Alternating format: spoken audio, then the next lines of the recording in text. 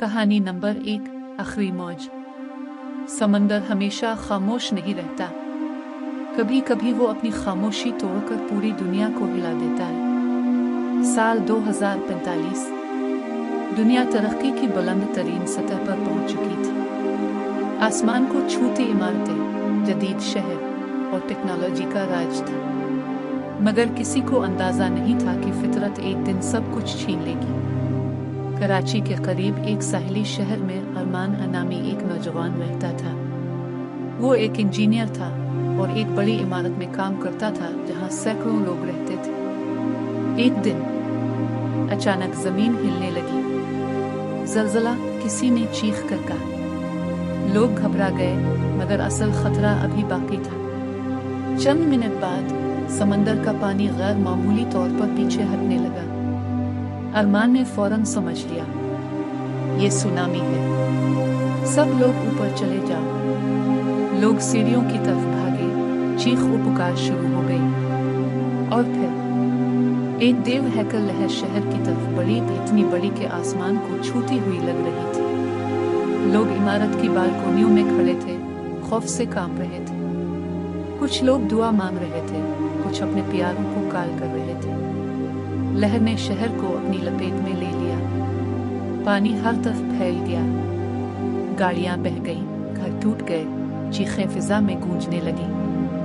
अरमान ने एक छोटी बच्ची ज़ैनब को देखा जो रोते हुए अपनी माँ को ढूंढ रही थी। उसने फौरन उसे उठाया और ऊपर ले गया। पानी इमारत के निचले हिस्सों तक पहुंच चुका था। हर लम्हा मौत करीब आ रही थी। अरमान ने सबको हौसला दिया, हमें एक दूसरे का साथ देना होगा। घंटों गुजर गए।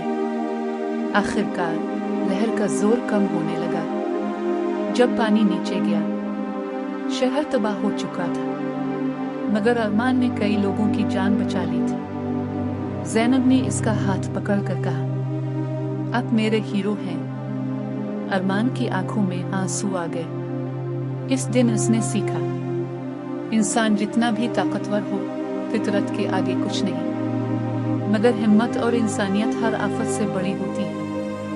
कहते हैं, अगर इंसान अपनी हद भूल जाए तो फितरत उसे याद दिलाती है। ये कहानी है साल 2055 की। दुनिया में मौसमी तब्दीलियां हद से बढ़ चुकी थी। बर्फानी पहाड़ पिघल रहे थे, समंदर का लेवल बढ़ रहा था, मगर दुनिया ने संजीदगी से नहीं लिया। और फिर एक दिन ऐसा आया जब पूरी दुनिया पानी में डूबने लगी। आयशा एक सहाफी थी जो इस तबाही की रिपोर्टिंग कर रही थी। वो एक बुलंद इमारत में पनाह लिए हुए थी जहां हजारों लोग जमा थे। नीचे हर तरफ सिर्फ पानी था। गाड़ियां, घर, बाजार, सब कुछ डूब चुका था। लोग खौफजदा थे।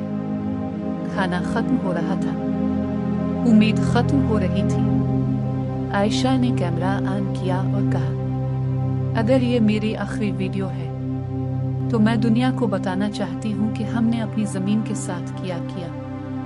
इसी दौरान एक बूढ़ा शख्स बोला, बेटी, अभी उम्मीद बाकी है। अचानक हेलीकॉप्टर की आवाज आई। रेस्क्यू टीम आ गई थी। लोगों की आंखों में उम्मीद की चमक वापस आ गई। एक एक करके लोगों को निकाला जाने लगा। आयशा ने आखिरी बार शहर की तरफ देखा।